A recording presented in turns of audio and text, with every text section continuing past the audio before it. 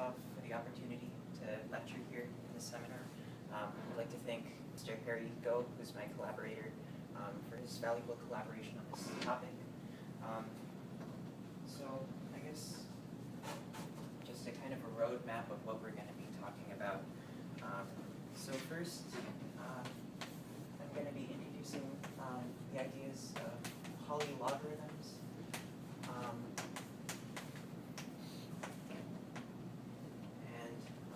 So once I introduce these ideas, I'm going to go into applications with exponential variables.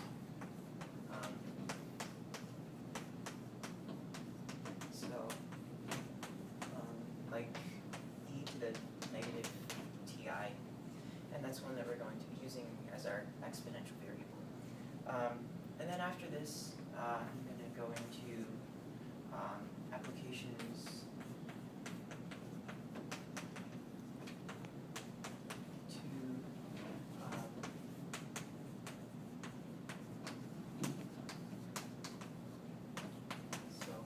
So I'm going to be going to the applications of Riemann zeta functions, function. And then this application of Riemann zeta function also applies to multiple zeta values. So I guess first of all, I'm going to define just those ideas, the Riemann zeta function and the multiple zeta values. So first of all, the Riemann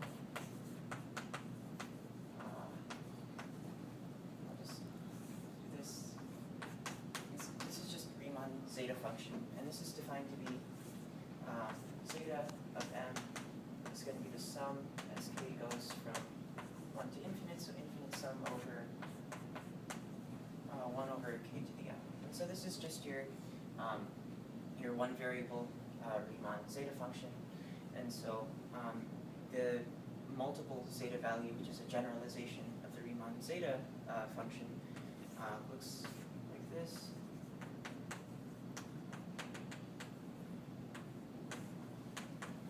So this is going to go like, excuse me, sum 0 less than 2 less than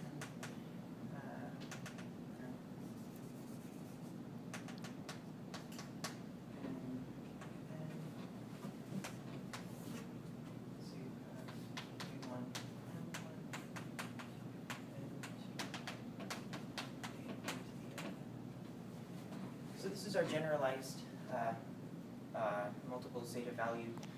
So we're going to be using these two general ideas throughout the exploration of the polylogarithms and then the applications of those into some very neat properties of the zeta values.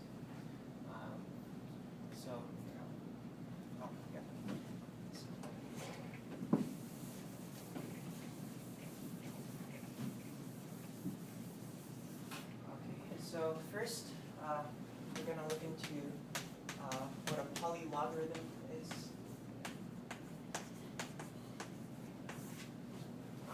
So they're defined iteratively in this manner.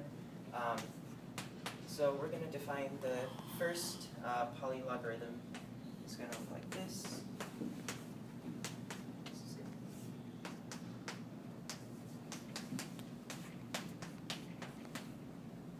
So this is just, if you want, you can strand it out as a geometric series. So this is going to look like one here. So this is going to be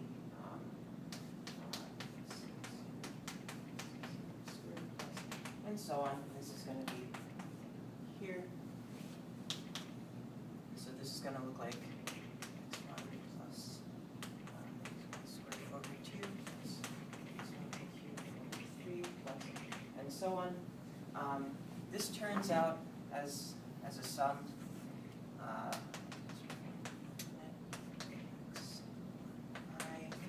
to the I. So this is our this is the first polylogarithm, and so I said it was defined iteratively. So this is our first term, and so this. So the second term looks like this, and we're just going to denoted this one as Li sub 1. We're going to denote this as Li sub 2 of sub 2. This is going to be integral from 0 to x2, and this is going to be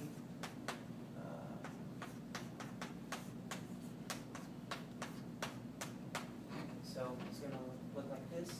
And so we already have this relationship here in the sums. This is going to look like x2, 0, sum.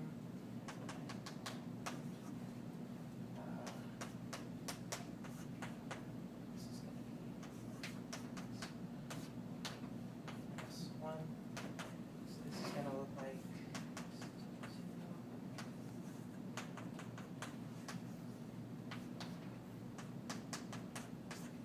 over I. And then once you integrate, you have a squared in the denominators. This is going to look like this.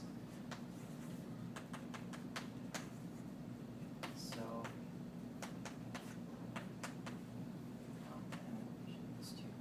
so this is the result when we integrate. This is our second term in the second polylogarithm. So you can see kind of a pattern. We're going from 1 to 2 in the denominator. Exponent in the denominator is increasing by 1. And so iteratively, this is how the nth term looks like.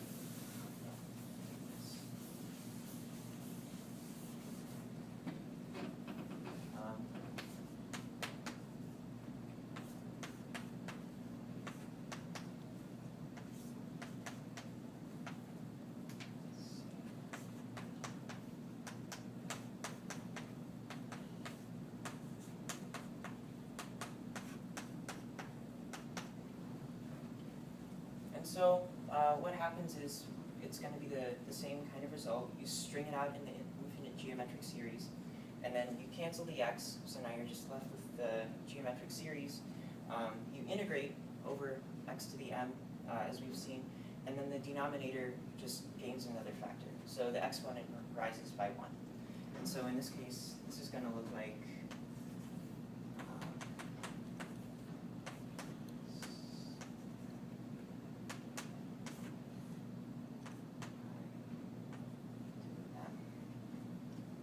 so this is what a polylogarithm is going to look like, the nth polylogarithm. And so going back to our relationship with the zeta function, I'll go over here.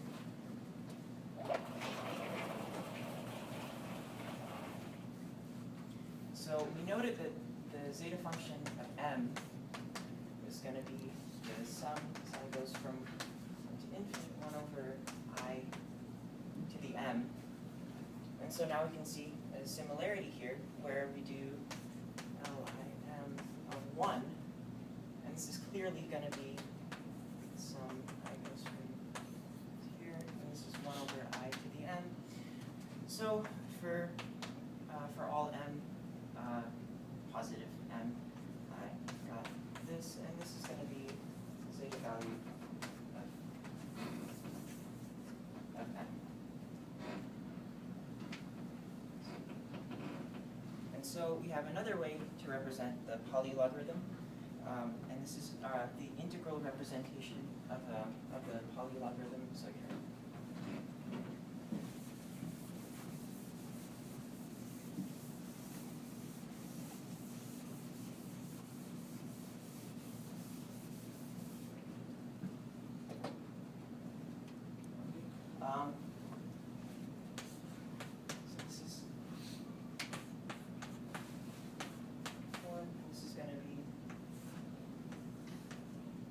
A multiple integral. That's the next one.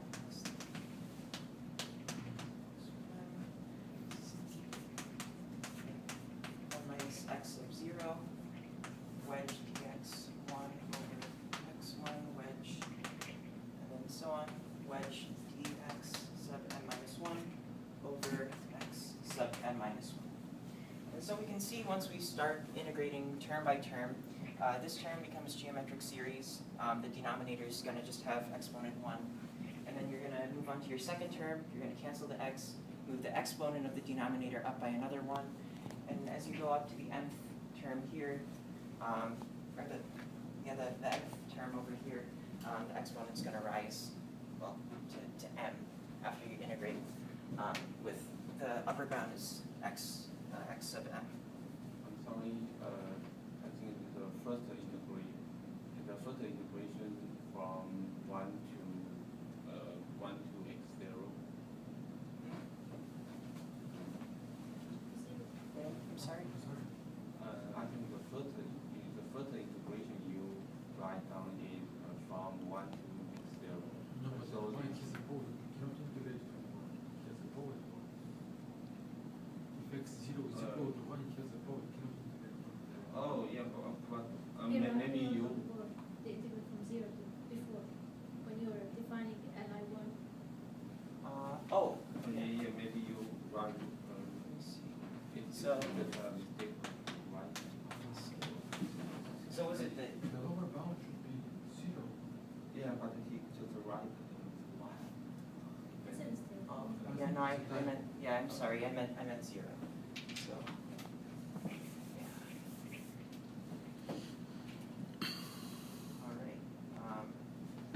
So this is our integral representation, and so I guess this is where we tie in our exponential variables. So I'll go over here.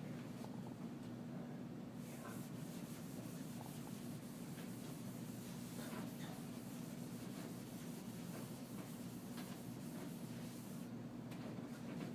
Okay, so what we're going to do now is for the x sub I in the sequence from 0 to m, we're going to, or n minus 1, we're going to have x sub I is going to equal to negative ti.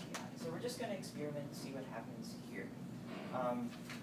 So the first thing that we're going to do is we're going to do, transform, so we're going to change, we're going to do a change of variables. So first of all, we're going to start like this. This is going to be minus ti. So we're using x as a function of t, or as of minus t. So now, taking differential, do this. 0. And so now we're going to do this. So you're going to take it over just 1 minus x0 as the first term in the integral expansion. And this is going to be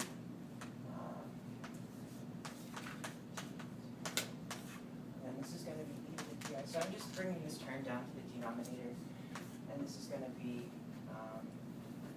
1 minus e to the ti. So this is what we're doing. We're just replacing this term here with a change of variables. So this is going to reduce down to minus t0 over e ti minus 1. So this is the first thing that we're going to be doing, the first term, I guess. So now to account for the other terms, we're going to do another transformation. We're going to have, so I'll do, this should be here. And so now, wherever we have a dx sub I over x sub I, we're going to replace that with d of minus t. So let's see, d of minus t. So just to show how this is going to work, we've got n minus ti again. Well, do that right. Let's see. No, here,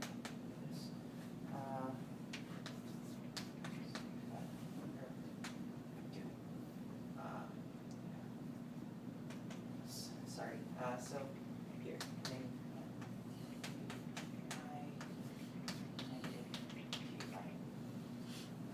and so now what we're going to do is we're going to take this over x.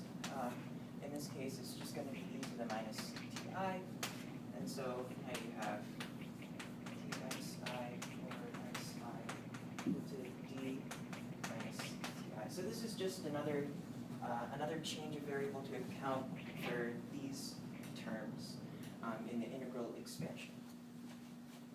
And so, well, now we have our, instead of the t sub I, we now have minus t sub I.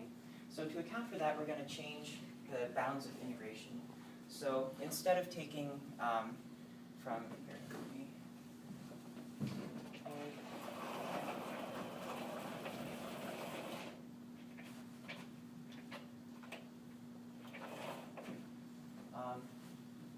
So instead of the bounds that we have over here,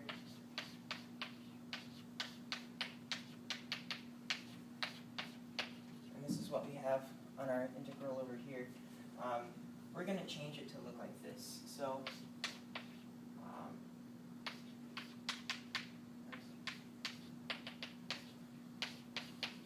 and this is because if we replace the x's with the minus t's, we're going to have 0 is less than minus t, 0 less than minus t1, less than minus t sub m. And so now we're going to just take this through negative, so in essence reversing the bounds of integration. So what I mean by that is if you take like a negative of this, flipping the bounds of integration. So now you have this as, as your bounds of integration, your new bounds of integration. So this is going to get rid of the sign here in your expression d of minus t sub I. So this is our integral representation. We have one more representation that we can apply to our exponential variables. And this one's very straightforward. It's just developed from the idea that, as we've seen here, this was going to be the sum.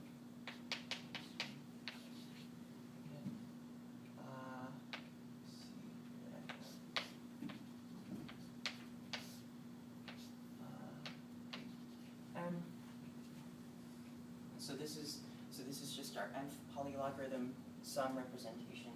And so instead, what we're going to do is we're going to plug in x of m equals e to the minus tm, and we get li sub m of e to the minus t. This is going to be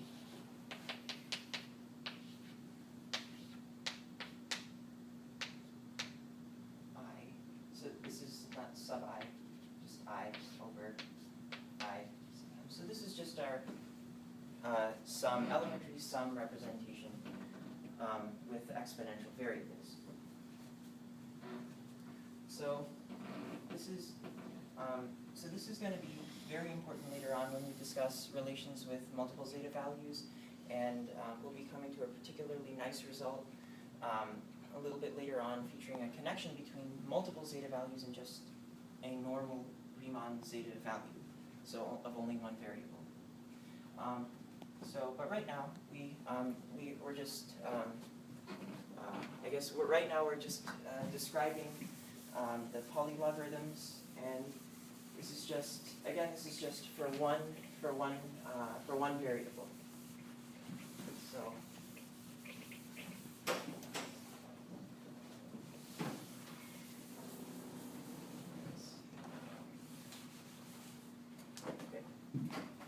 So now we're going to be going over double logarithms. So another form of the polylogarithm, they're going to look like this. So before we had Li sub 1, but now we're going to go Li 1, 1, and this is going to be 1, x2, just show you, and then this is going to be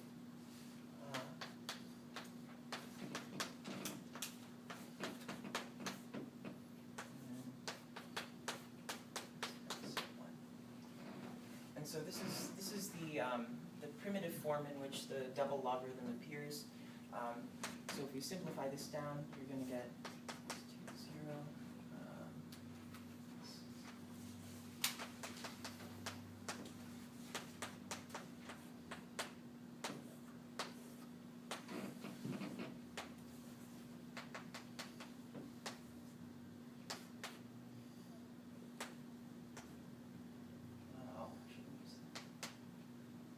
So yeah, this is j, and then this is going to be j.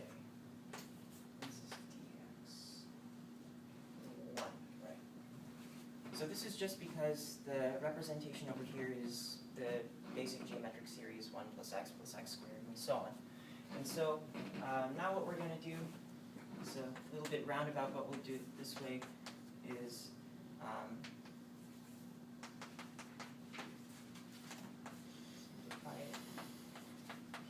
so we're going to make, I guess a slight change, which is gonna aid in integration. So I'll change this. So we're gonna change this to 1. Same idea. But instead, now we're gonna take out one value, or one x sub 1. So now we've got this as our integral. This is what the sum is gonna look like. Ij equal to 1, and this is still an infinite sum. And so now multiplying, we have j over I. And then this is, minus 1. dx1, right. So this is what it's going to look like. Integrating, you're going to have just the sum, ij from 1 to infinite. And this is going to be x to the I plus j over I times I plus j. So this is the sum representation of our double logarithm. And it does look similar to just our regular one variable polylogarithm. But let's see. So so are we okay there? Or you define a new sample. But what's the difference with the previous logarithm? so the previous logarithm just used one variable. We're using 2 variables now. So what is the general form of the L graph? The polylogarithm. Let's see. I really don't know. I can't say.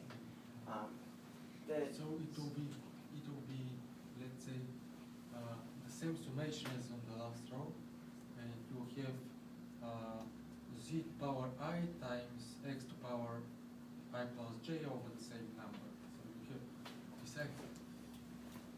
besides this, you might have,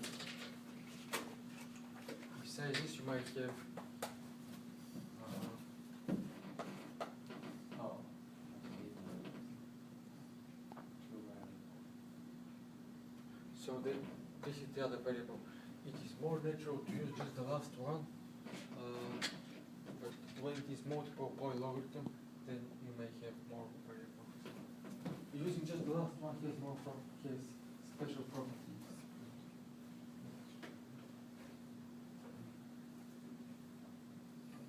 Using just the last one, you can write them as singular as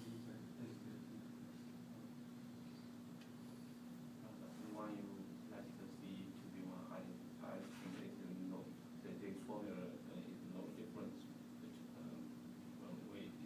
There's no difference with the previous logarithm. By the definition. Let's say the logarithm, instead of j, you have, so if you put j equals to 0, then it will be the logarithm. Here j is not 0, it varies from 1 to infinity. So the denominator is not I squared or I cubed. The denominator is I times I plus j.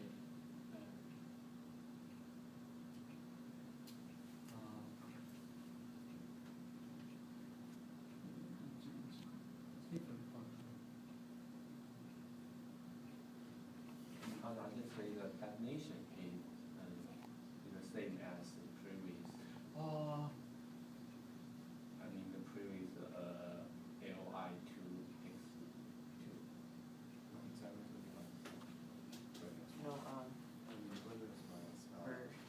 We're using we're using the first in the definition. It's not the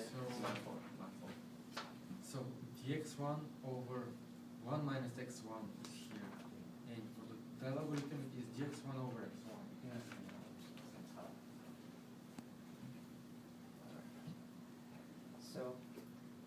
So we're going to do the same thing that we did for our the one variable logarithm. So we're gonna consider, I guess, x equals e to the negative. So just considering an exponential variable. And so first of all, our if we just consider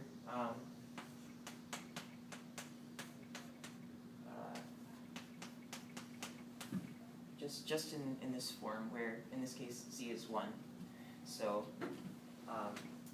this based on just this form, we're gonna obtain this. So infinite sum, and this is going to be e to the negative I plus j t over I times I plus j. So we're just plugging it in to obtain the sum in terms of exponential variables. So really no change, just we're considering x to be exponential. So one other representation that we have,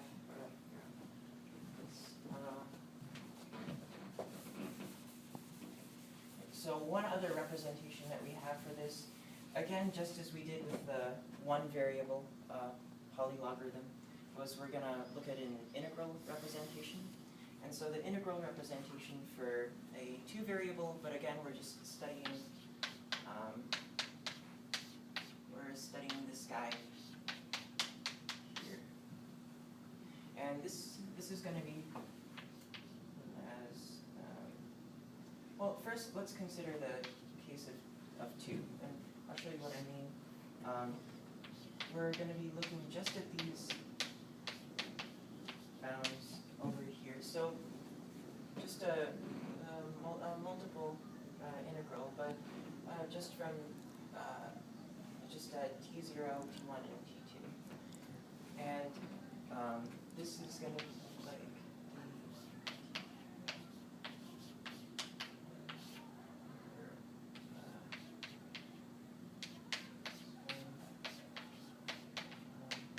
this one. So this is going to be the integral representation. Just if you look at t0, t1, t2. In other words, just make this this subscript 2. And so so from this, what we're going to do is well, not from this per se, but from this double logarithm. So this is another form that we're going to be using later on. But now I'm going to switch to a slightly different topic, which is going to be our Riemann zeta values. In this case, multiple zeta values. So I guess recall this is going to be m n.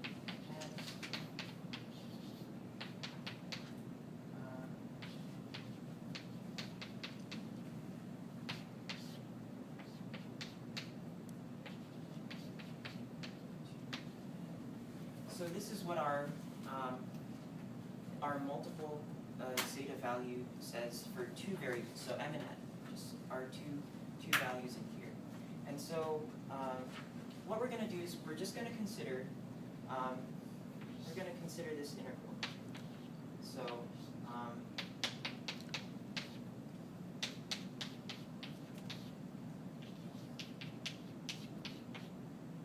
So as Professor Kortozov said, so this does have a special property here, and we're going to show you one of the special properties.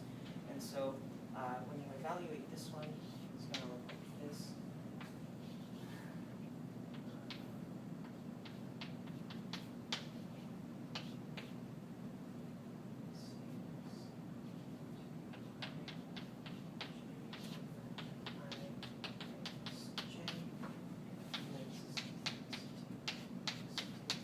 And this sum that we have here is just the same sum that we're using over here. So we're putting this in for our Li sub 1 or 1 1 1 1 and x2. So this is just our sum representation over here. We're switching, and so this.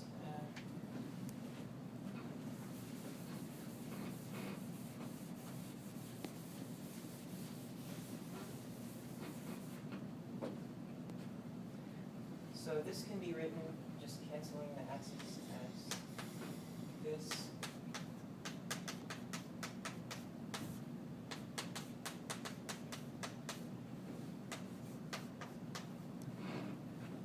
so now we're going to integrate and we get x 2I plus j over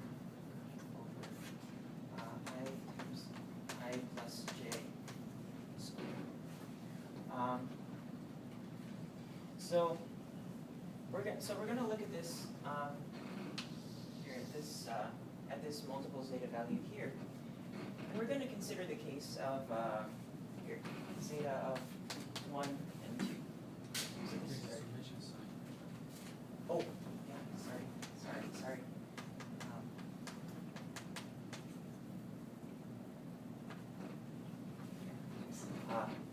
So we're gonna be considering just this zeta value. So you're putting in n equals 1, n equals 2.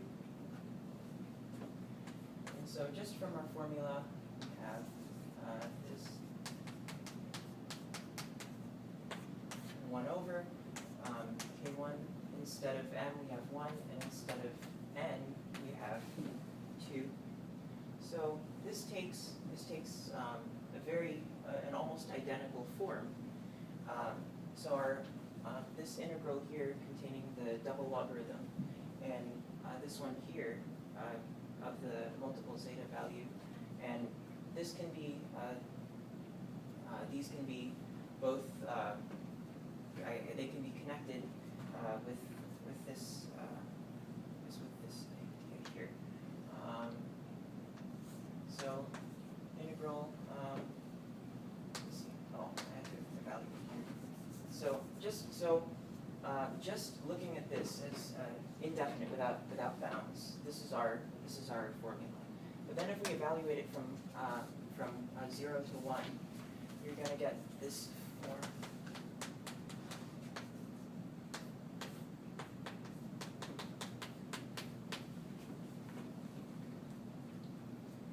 So now, since I and j start from 1, so I plus j is going to be bigger than I. We can replace. So just let I equals k1 and I plus j equal k2, and then we reconcile these two formulas. So they're the same.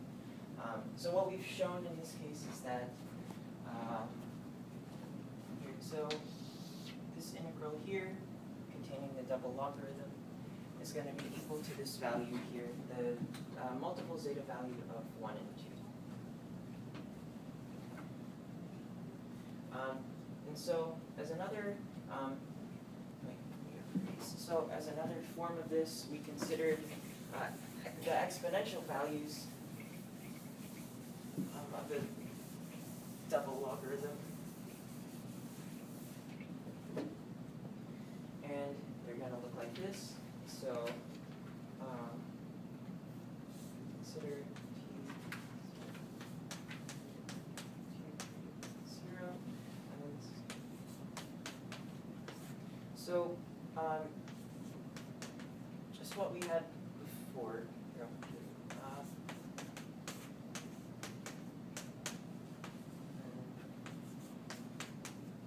So just what we had before, it was our representation with the one variable polylogarithm, where we did the change of variables twice. So in this case, we replaced the d0 over 1 minus x with this, and then we replaced the dxi over xi with this form. And so since we're looking at just the two variable polylogarithm, the result is this. So it's a little bit disconnected, but this is what you can deduce. So this value here and this one here. So this sum is equal to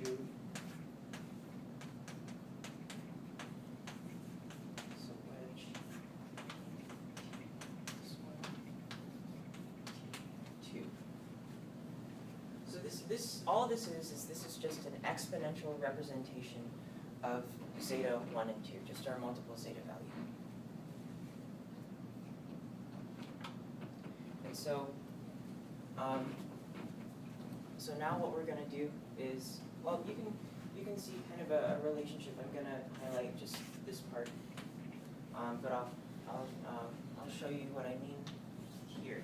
So if you considered the zeta of 2 and 2, and so now changing the bounds, integration T1, T2, 3, 0.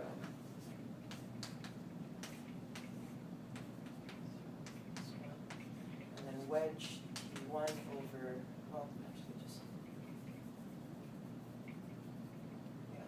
T1, and then wedge T2 over V2. So 2 minus 1, wedge T3. So this is what the zeta value of 2 and 2 comes out to be. But you can see kind of just the structural relationship. So the 2 in this case corresponds to the number of terms in the first, and then the 2 corresponds to the number of terms in the second, which is consistent with the 2 here, 1 here. In this blackboard, we calculate the integral from 0 to 1 to obtain the zeta 1, 2. But in this blackboard, we don't have to take the integral from 0 to 1. You mean when we change the variable, the ti can vary from infinite to Yes. I mean, I don't you mean that the domain of the variable may not be it is not necessary to change from 0. Yeah, I thought the integral form is come from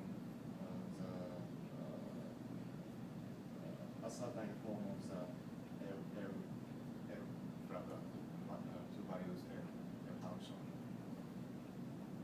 But we don't have to integral. You mean this form here, or which? Yeah, I mean where did we obtain the equation? Oh, you mean Yes, in this? yes. Oh, that. No, this is just the form that we're going to be using later. I'm introducing it to you as an exponential integral representation. This is something that we're going to be using a little bit later, so we don't know. I'll show you where it connects. I promise. But this is where I'm just showing you this result, and then I'll show you later on how it connects. So this is just going to be used in the future.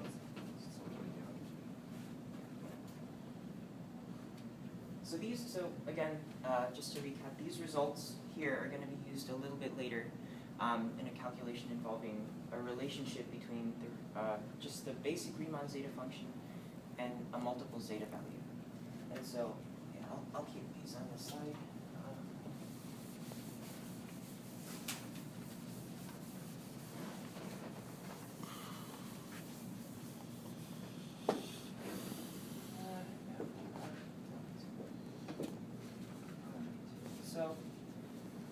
So now that we've, I've showed you a little bit about the polylogarithms, we're going to be going into kind of a more, I guess a little bit more understandable topic. It relates to polylogarithms, but it's a little bit easier to see, just as a physical representation. So these are what we call stuffles. So this is just a funny name. It's one of a shuffle relationship that zeta values have with each other. And so again, just to recall, this is just the Riemann zeta function at m. And this is going to be this from 1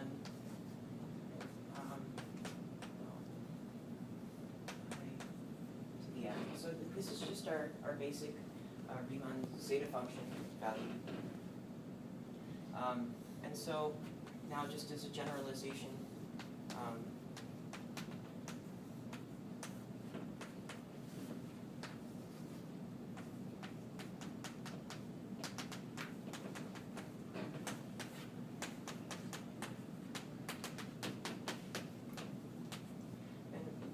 again, this is just our, just a generalization of the Riemann zeta function, but we're looking at our variables in this case.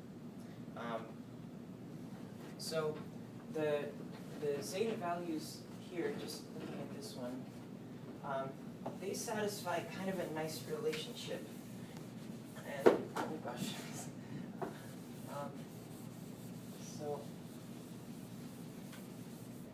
So this is the relationship that they satisfy. So let's just say we're going to multiply two zeta values. So let's say we're going to multiply, just putting values m1 and m2. So we're just multiplying zeta values. And you're going to get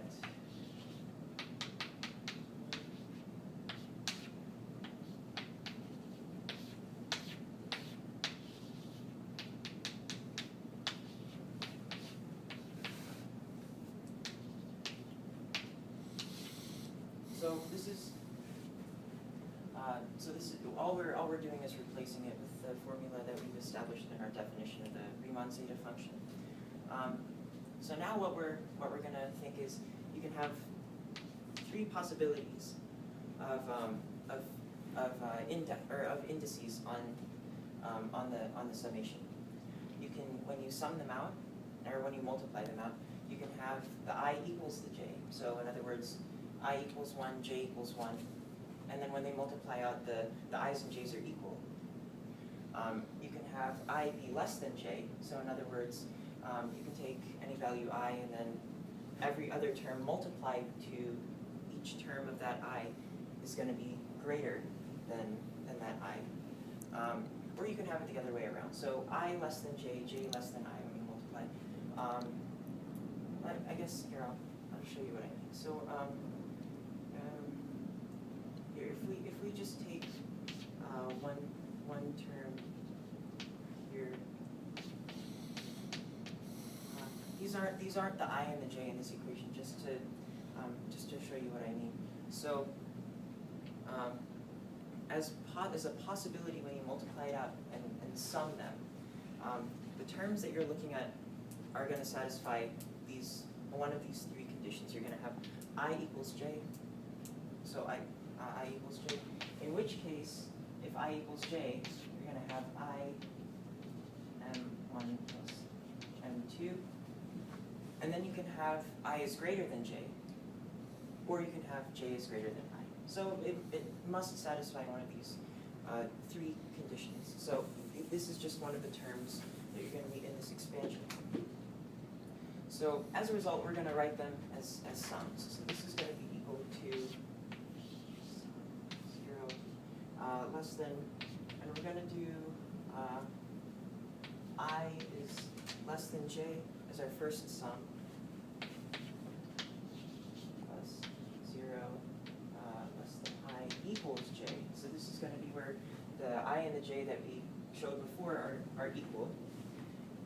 And now there's sum where 0 is less than j is less than I. So just switching. So now j is going to be less than I. And so this is all going to be the sum of I m1, j m2. So all we're doing is we're just summing the different terms. And what this comes out to be is based on this relationship specifically, and I forgot to write this out. This is going to equal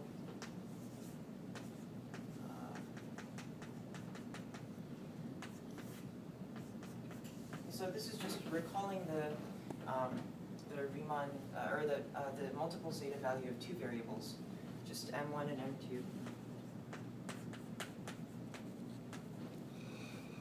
So this is just our form. And what we're going to do, you're just going to show this relationship in terms of our multiple zeta values over here. And to show you in this way, we defined this to be our multiple zeta values. So all we're going to do is we're going to replace the sums with zeta values. So the first sum we're going to have is 0, or I greater than 0 less than j, and we're going to replace this just in this way. M2, because this is by definition our multiple zeta value over here, plus, and now we've got 0 is less than I equals j. So in this case, we just have one zeta value, right? Just our one zeta variable, because if I equals j, now we have I to the m sub 1 plus m sub 2, in which case it satisfies just our normal Riemann zeta value. So this is going to look like m1 plus m2.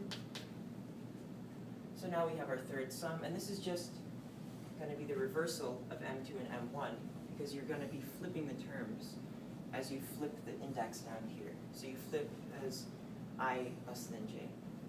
And so this is just going to look like this. M2, M1. So what we've shown here is that the product of two Riemann zeta values is going to take on an additive property. So when the final result that you get here is just going to be a sum of different zeta values. And so this same result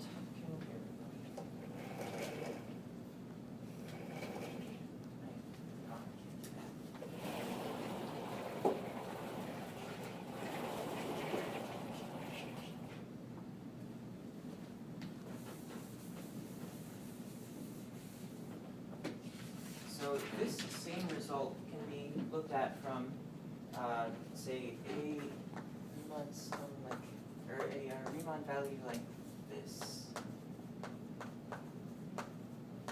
So we're just replacing one of the zeta values by a multiple zeta value, and we're gonna see what happens. And so when we multiply them out, you're just gonna replace them with the formula. Got K1. So the infinite sum K1 over K1 M1.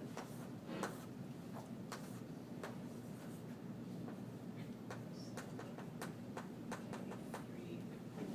This is going to be over K2 M2 K3 M3. So we're just replacing it by the definition of whatever our zeta values are. And so now we're going to do the same thing. We're going to imagine perhaps a better, like an analogy to imagine this would be like a card shuffling in this case. If you consider this to be your card 1, card 2, card 3, I guess if you have these three cards, you can have one card less than both the other cards. In this case, K1 is going to be less than K2 and K3. You can have K1 is equal to K2, but still less than K3. And you can have K1 nestled in between K2 and K3. You can have, when you multiply them out, you gain the term-by-term representation. So each term can be represented in this form, or as with this property, I guess. So K1 can be less than K2, less than K3. K1 can be equal to K2. K1 can be greater than K2, but less than K3, so it can be in between here. K1 can be equal to K3, so K2 is less than K3 is equal to K1. And then you can just have K1 bigger than everything. So that's going to be the higher value. So I mean that the base down here is going to be bigger than either of the bases over here. The base over here, if you say K1 is equal